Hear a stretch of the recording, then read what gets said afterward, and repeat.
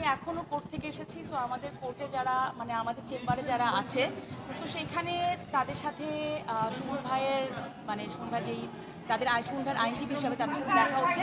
So আমি যেটা জানি যে তার সম্পর্কে আপডেট যে এখন পর্যন্ত তো কোনো কিছু তার জামিনের সম্পর্কে হলে আপনারাই সবার আগে জানতে পারতেন, সেরকম কোনো কিছু নাই। বাট জানতে পেরেছি ভালো আছে। শুধু আপনি যে শিল্পীর কথা বলছেন সেই শিল্পী না, যে কোনো শিল্পী কোনো সম্মানীয় ব্যক্তিকে বা যে কোনো ব্যক্তি অন্য কোনো ব্যক্তিকে ছোট করে কথা বলতে পারে না, এটা কোনোভাবেই শোভনীয় না। দেখেছি যে লিগ্যাল নোটিশ পাঠায়, আমরাও আজকেও এটা নিয়ে কথাবার্তা বলছিলাম যে লিগ্যাল নোটিশ পাঠাচ্ছে। ওনারা তো ক্রিকেট খেলতে গিয়েছে এবং সেখানে আমার মনে হয় ক্রিকেটই খেলতে গিয়েছে। এখন অনেকের হয়তো বা সেখানে হয়তো বা খারাপ লেগেছে, কিন্তু আবার আমি যে ঘুরে ফিরে নারীদের পোশাকে কথাবার্তা বলা এটা কোনোভাবে, কিন্তু যারা রাজনীতিতে না তাদেরকেও রাজনীতিতে টেনে হিচড়ে নিয়ে আসা, এরাও রাজনীতিতে চলে আসছে বা কোনোভাবে তাদেরকে ইনভলভ করা, আমার মনে হয় এটা একটু অন্যভাবে আমাদের চিন্তা করা উচিত। কিন্তু আর আমার মনে হয় যে সবসময়ই যুগের বিবর্তনের সাথে সাথে মেয়েদের প্রতি যেরকম মন মানসিকতা ছিল, সেই মন মানসিকতা যে ডেভেলপমেন্ট হচ্ছে এবং মেয়েদের প্রতি যে মেয়েরা যে সমাজের 50% ইকুয়ালি ভূমিকা রাখছে, সেই হিসাবেও যদি বলি আজকের এই অ্যাওয়ার্ডটি খুবই ইম্পর্ট্যান্ট। এবং আমার মনে হয় যে মেয়েরা আপনি যে কোনো কিছু রেপ বলেন, ছিনতাই বলেন, মার্ডার বলেন, যে কোনো কিছুর পিছনে দেখেন একটা মা যদি তার সন্তানকে ঠিকভাবে বড় করতে পারে এবং আমাদের যে মৌলিক চাহিদাগুলো মেটাতে পারে, বাবা তো সব পারে না, মানে এখনকার সব কিছু এত বেশি এক্সপেন্সিভ হয়ে গিয়েছে। মায়ের যদি যেরকম কন্ট্রিবিউশন থাকে, দেখবেন কি সমাজ, একটা ফ্যামিলি, সমাজ, সেখান থেকে একটা দেশ, সব কিছুই আমরা ওয়ার্ল্ড ওয়াইড আমরা একটা ভালো কিছুর আশা করতে পারবো। তো সেখান থেকে আমি যদি বলি ইন ডিপ রুট আজকে যে অ্যাওয়ার্ডটি পাচ্ছি আমি সম্মানিত বোধ করছি এবং ধন্যবাদ গ্রিন সম্পূর্ণ অ্যাওয়ার্ডের যারা অর্গানাইজার সবাইকে।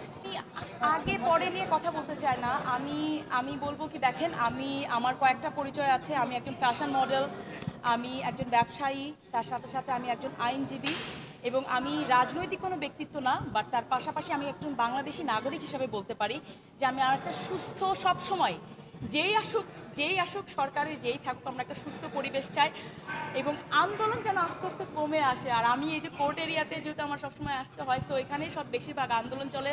তো দেখা যায় কি এত সময় চলে যায়, মনে করেন যাওয়া আসাতে আমরা কাজ করব কি করে, সব কিছু মিলে খুব ডিফিকাল্ট হয়ে যায়।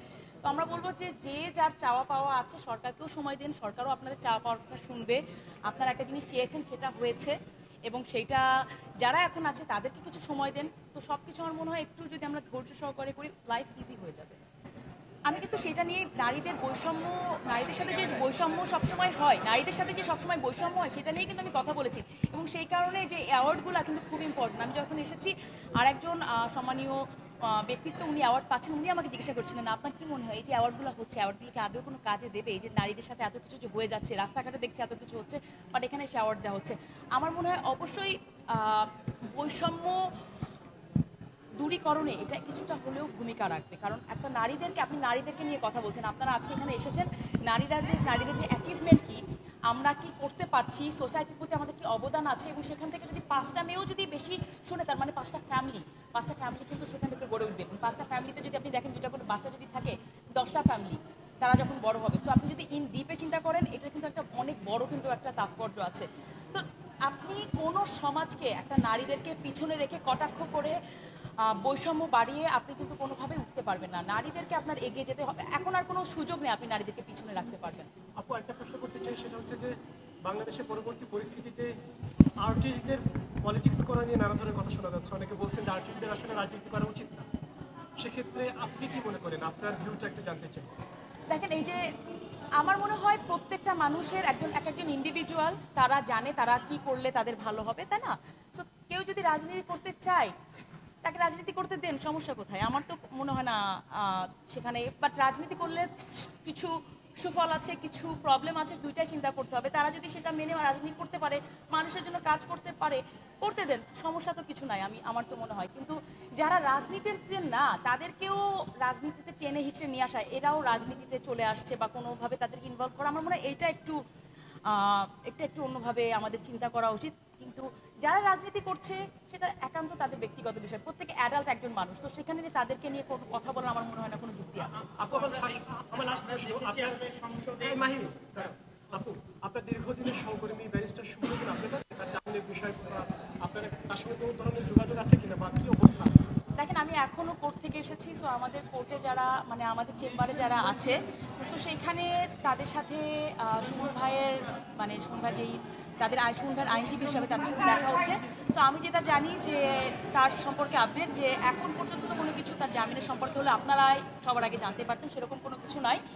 বাট জানতে পেরেছি ভালো আছে। বলতে পারিনি কোনটার কথা বলেছে, আমি হ্যাঁ তুমি কিছু বলেছিল।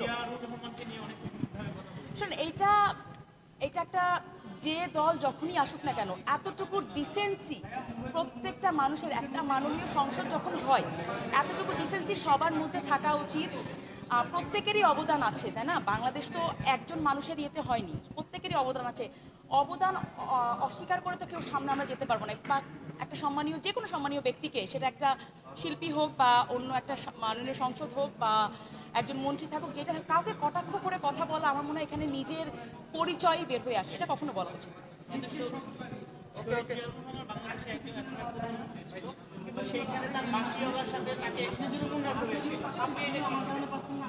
টু বি ভেরি অনেস্ট, আমি এটা দেখিনি, বাট এখানে নিয়ে আমি প্রথমেই বলবো যে এটা শুধু আপনি যে শিল্পীর কথা বলছেন সেই শিল্পী না, যে কোনো শিল্পী কোনো সম্মানীয় ব্যক্তিকে বা যে কোনো ব্যক্তি অন্য কোনো ব্যক্তিকে ছোট করে কথা বলতে পারে না, এটা কোনোভাবেই শোভনীয় না। এখানে নানা ইসলামিক সংগঠন কিন্তু নানা বিরূপ মন্তব্য করছে নারীদের বিষয়ে, এই তাদের মন্তব্যগুলো কিভাবে দেখেন? দেখেন, আমি প্রথম থেকে মানে আমি যখন থেকে বলবো, আমি যখন থেকে বিশেষ করে কোর্টে এসেছি তখন থেকেই আমার মনে হয় এগুলো নিয়ে আমি কথা বলার আগে আমি এমন, টু বি ভেরি অনেস্ট, আমি এমন কোনো কথা বলতে চাই না। আমার ফ্যামিলি আছে, আমি কোনো ঝামেলায় পড়ি। আমি আপনাদের সবার সামনেই বলছি, যে কোনো সংগঠনই হোক না কেন, সেটা যে সংগঠনই হোক না কেন, যে কোনো ধর্মীয় সংগঠন হোক বা যে কোনো সংগঠন হোক না কেন, কখনোই আমি বলবো নারীদেরকে দমিয়ে রেখে আপনারা কাজ করতে পারবেন না। আপনাদের নিজেদের মাও একজন নারী, এইটাও আপনি দেখেন। আপনার যেখান থেকে এসেছেন সেই মাও একজন নারী, তো তাকে যদি আপনি অসম্মান করেন, আমাদের ধর্মীয় দিক কি বলে, নারীদেরকে সর্বোচ্চ সম্মান দিয়েছে ইসলাম। সেখানে আমার মনে হয় যে যারা ইসলাম ভালো করে জানে, তারা কথা বলে, আমার থেকে অনেকেই অনেক বেশি জানে, বাট সেখান থেকে নারীদেরকে আপনি কোনোভাবেই দমিয়ে রাখতে পারবেন না। মানে এটা কোনোভাবেই, এটা অ্যাকসেপ্টেবল না। আপু, একটা প্রশ্ন আছে, একটা লাস্ট প্রশ্ন আছে আমার, সেটা হচ্ছে যে আপনি একজন মিডিয়া অঙ্গনের ব্যক্তিত্বের পাশাপাশি আইনজীবী। আমরা দেখেছি যে সম্প্রতি কয়েকজন অভিনেত্রীকে ক্রিকেট খেলার ইস্যু নিয়ে রেসাপ নিয়ে একটা আইনি নোটিশ পাঠানো হয়েছে, ব্যাপারটা আপনি কিভাবে দেখছেন একটু জানতে চাই, যৌক্তিক কিনা, আপনি কি মনে করেন? দেখেন, আমি দেখেছি যে লিগ্যাল নোটিশ পাঠায়, আমরাও আজকেও এটা নিয়ে কথাবার্তা বলছিলাম যে লিগ্যাল নোটিশ পাঠাচ্ছে। ওনারা তো ক্রিকেট খেলতে গিয়েছে এবং সেখানে আমার মনে হয় ক্রিকেটই খেলতে গিয়েছে। এখন অনেকের হয়তো বা সেখানে হয়তো বা খারাপ লেগেছে, কিন্তু আবার আমি যে ঘুরে ফিরে নারীদের পোশাকে কথাবার্তা বলা, এটা কোনোভাবেই, আপনি যেরকম আমাকে একটা কোয়েশ্চেন করেছিলেন যে কোনোভাবেই একটা ব্যক্তিকে ছোট করতে পারে না, সেখানে এখানেও বলবো কোনোভাবেই একটা ব্যক্তি আরেকটা ব্যক্তিকে ছোট করতে পারে না।